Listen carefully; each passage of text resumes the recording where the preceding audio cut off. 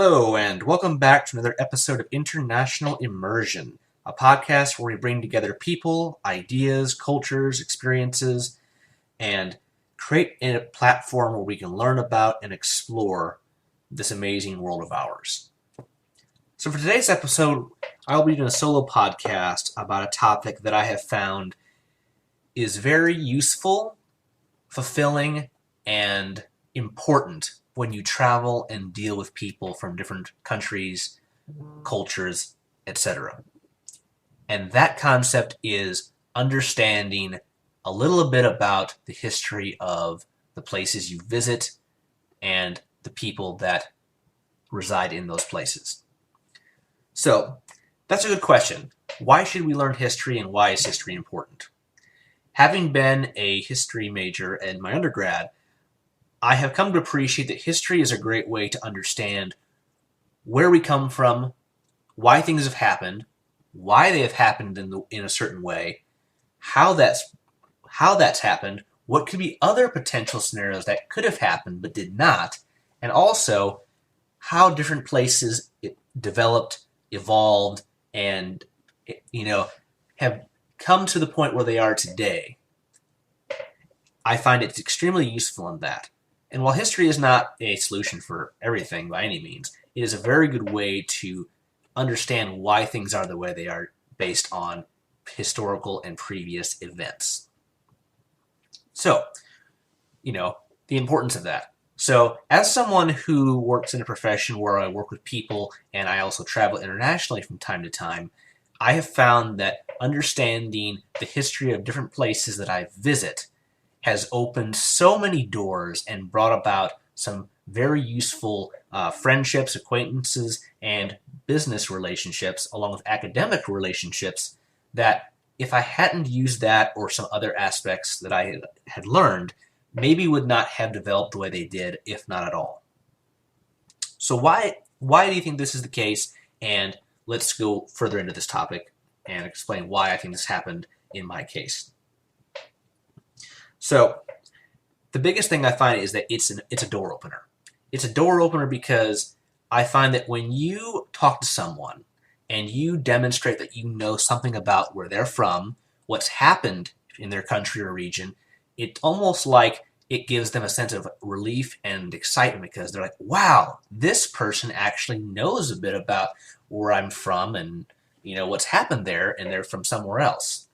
And I think it's a great icebreaker. It breaks the ice because, let's face it, when people from different cultures or countries meet, you're thinking, okay, what do we have in common? Is there anything we can discuss? How, am I going to offend them? Are they going to offend me?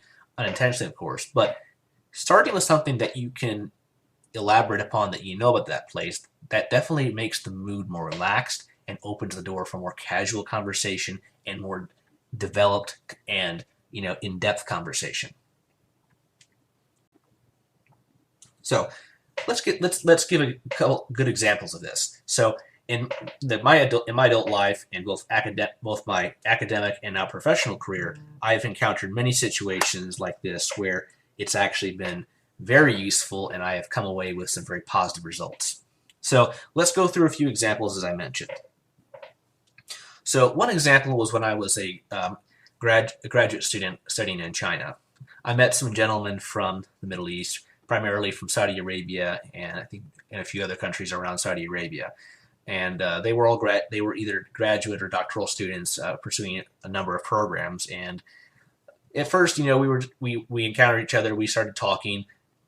And one thing I learned from history, taking a history of the Middle East course in college, was I learned a lot about the region, and also I learned a little bit of Arabic. So we were talking.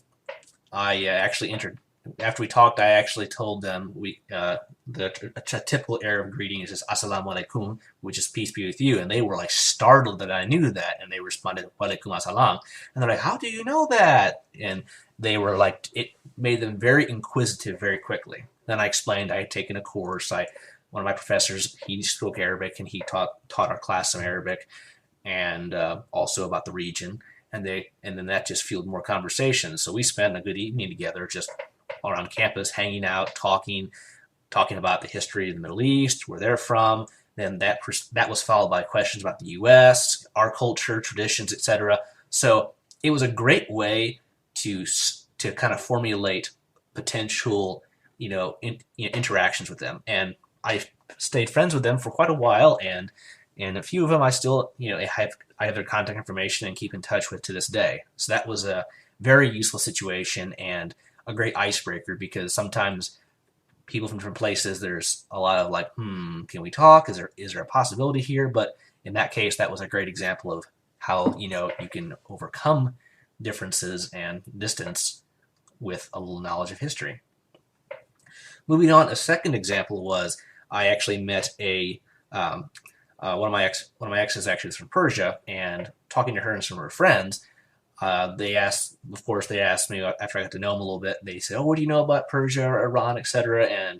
And having studied some ancient and classical history, also about the Middle East, along with ancient Rome and other places, I explained to them I had studied some of the Persian dynasties, like the Achaemenid period, then later the Parthians and the Sasanian periods, and they were like, "Oh my gosh, you know that stuff?" And I proceeded, and they asked, "Oh, what do you know?" And so I went, okay, so I told them more about what I had learned, and specifically about the differences between like the Persian culture, Arab culture, and that they were like, "Oh my gosh, you know the difference. Thank you so much for knowing that," which took me aback, because I found that Persians really do not like to be misconceived as being Arab and vice versa. Not to offend anyone or say anything, but that is something that I think everyone will agree with me from talking to them and also learning about it.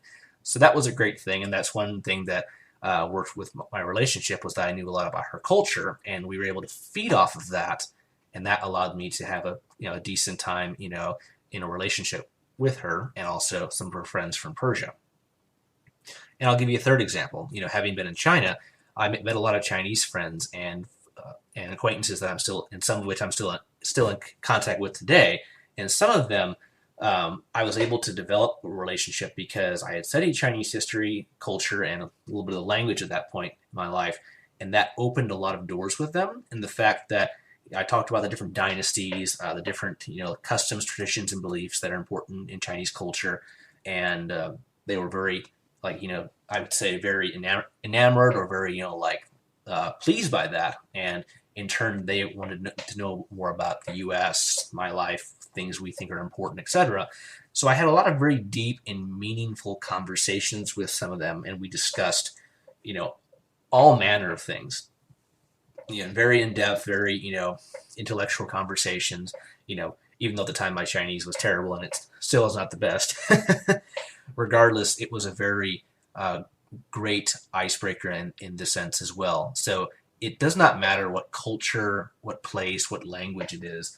It can work all the same. It just, you have to be willing to work at it, to be patient, and be willing to learn about them. And therefore, just the sense or the feeling that you're willing to learn about this person or where they're from, and a yearning or an interest will spark an interest in them. At least if someone is of the same, open-minded or same mental state as you. In that sense, there will be a reciprocal, or there's some reciprocity of wanting to know more about each other, and you can develop relationships, friendships, acquaintanceships, or even more things. And I find this is very important, especially when you're still a student, because that's your time to learn more and put the lessons of whatever you're studying into practice.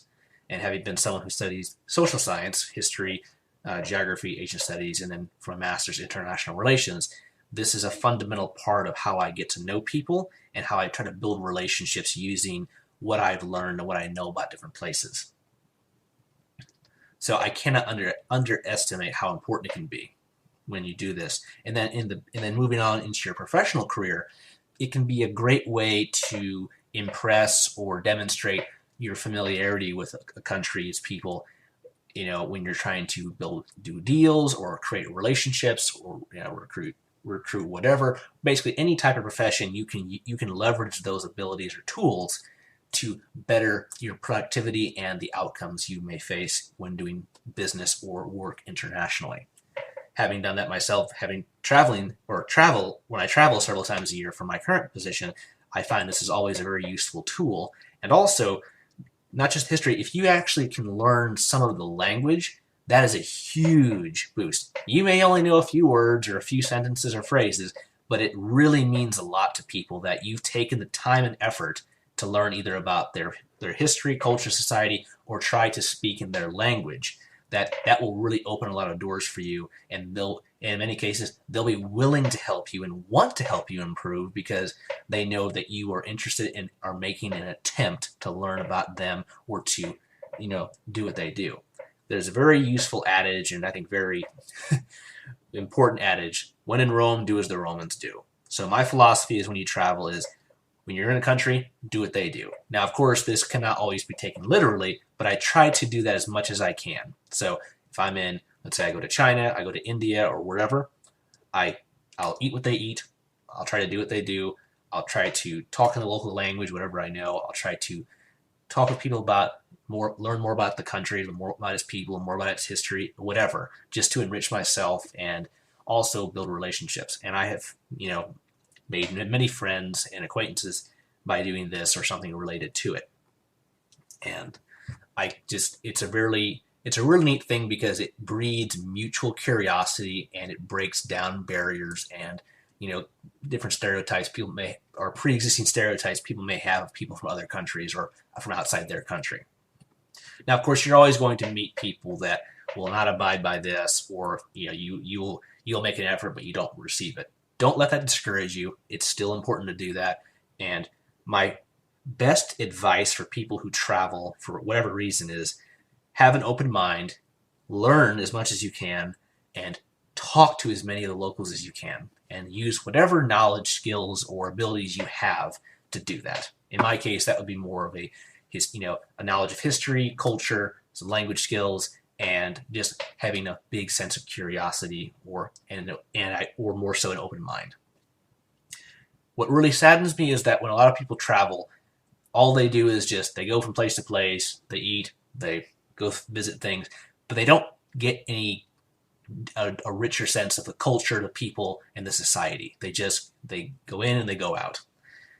And that's sad because, honestly, if you're not willing to, immerse yourself, hence the name of this podcast, International Immersion, if you're not willing to immerse yourself or learn about the places that you're going, you shouldn't really even travel because you're not going to change. The point of travel is of course, it's to enjoy yourself, take a vacation, downtime, etc. But at the same time, you have a wonderful opportunity that a lot of people simply don't have to learn. And what to learn? Literally anything. How people do things, how people communicate, how things are done, how business is done, what are cultural practices, beliefs, and customs and traditions of this place. All these factors and so many more that I can't even think of offhand, you can learn about or you can get samples of. So when you travel, don't stay in the hotel all day. Don't just stay at the pool all day. Don't stay at the beach all day. Of course, do all those things if you're on vacation, but also take some time to go mingle with the locals, go where they go, do what they do, because that's going to really, give you a well-rounded experience, both of leisure time, but also of learning and taking away new ideas about how people live and do things. And then kind of going back to, the history itself, I found that, you have to have an open mind and you have to be, curious and want to intellectually stimulate yourself. And history is a great tool for that because everyone has history. Everyone has things that they know about history, regardless of what their education level is or what they've studied. So when you have that knowledge and you put it to use, it really opens doors, as with the 3 examples I gave, and there are many others that I could also explain or go into depth as well. But, I think a lot of people don't realize that it's not that difficult to meet and develop relationships with people outside their own culture or their own country. Now, granted, there are a lot of people who do this. We live in a very, we live in a globalized world. Interconnectivity is now to a greater extent than it ever has been in the history of humanity. So those are all things, and those are all steps in the right direction to do that. Because at the end of the day, we're all human. We have the same goals, desires, and we all want what's best for us, our families, our children, etc. So let's say out of this, from someone who travels, well, not extensively, but has traveled a lot and continues to travel more and more, I would say that whatever history you can learn, and my advice to you would be this: before you actually travel or go somewhere, take a little time, learn a little about the history, and from that, that opens doors into learning about the culture, society, religion, practices, beliefs, and whatever else. And when you learn about this, you're not going to be an expert by any means, but it's going to give you a little more ammunition to use when you do travel.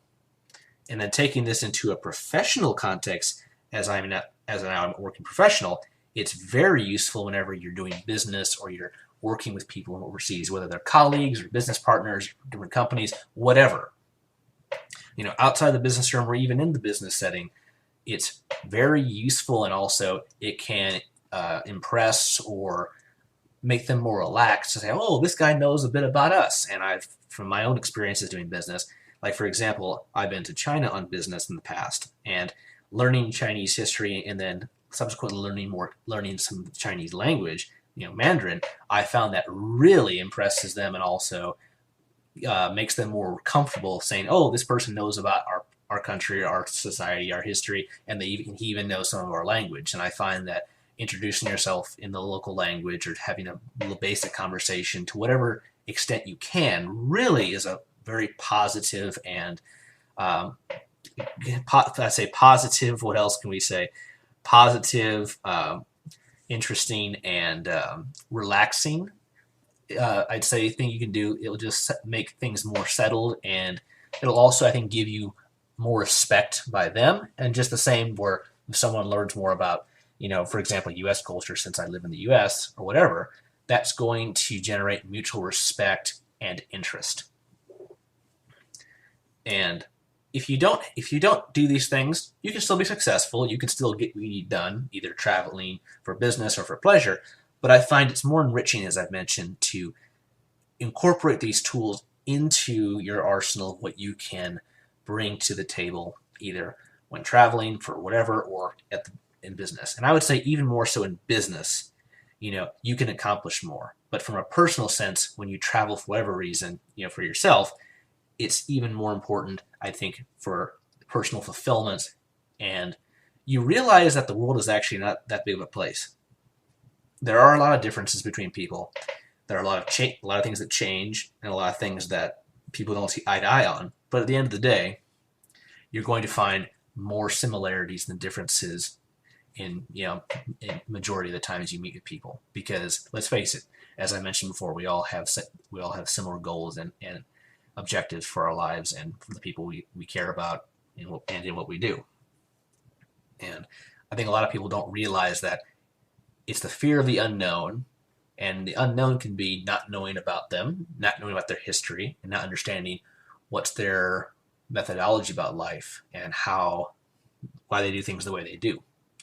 And that brings into another important thing that you can see from a historical lens. And then once you actually go overseas or meet people from different places, you can see it put into fruition or coming to fruition is that there's not one right way to do things.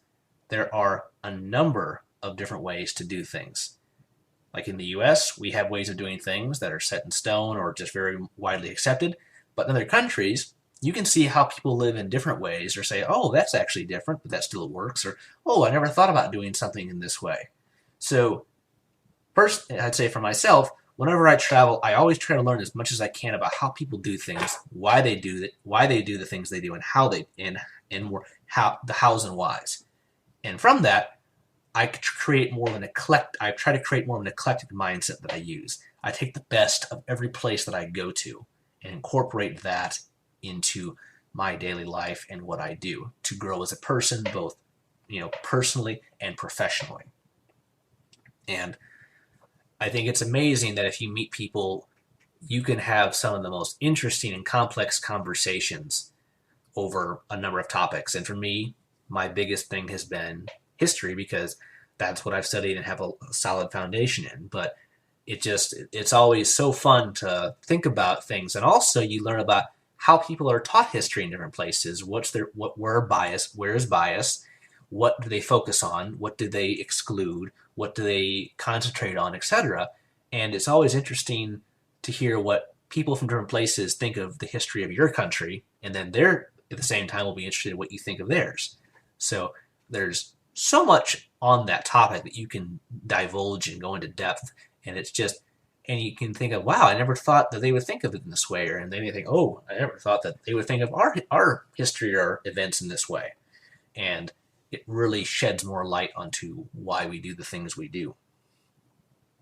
So that's pretty much all I have today about this. I just wanted to kind of create a new line of episodes on the podcast, kind of going into these issues and expressing my own personal experiences of how, in this case, history can be a great benefit in addition to your, repertoire of things you use when you do things. And you don't even have to move or travel to different countries to do this. You can do this in different regions of the U.S. or whatever country you are, because history is universal. Everyone has it, as I mentioned, and you can use it anywhere. But I just find sometimes the biggest differences or biggest impacts is when you actually travel overseas and engage with people from different cultures, religions, and societies, etc. So, therefore, I appreciate you tuning in for this episode on International Immersion. I'd love to hear any thoughts, comments, suggestions you would have. You can shoot us an email at internationalimmersionpodcast@gmail.com, and we'll happily review and look over any ideas you have, take them into consideration for future content. And also, I have to say, I hope everyone is staying safe and that the situation with COVID-19 will abate soon so we can get back out there, start traveling and learning more about this great world of ours and not be so hamstrung at home like so many of us are now. So therefore, this has been another episode of International Immersion, and we will see you on the next one. Take care and stay safe, everyone.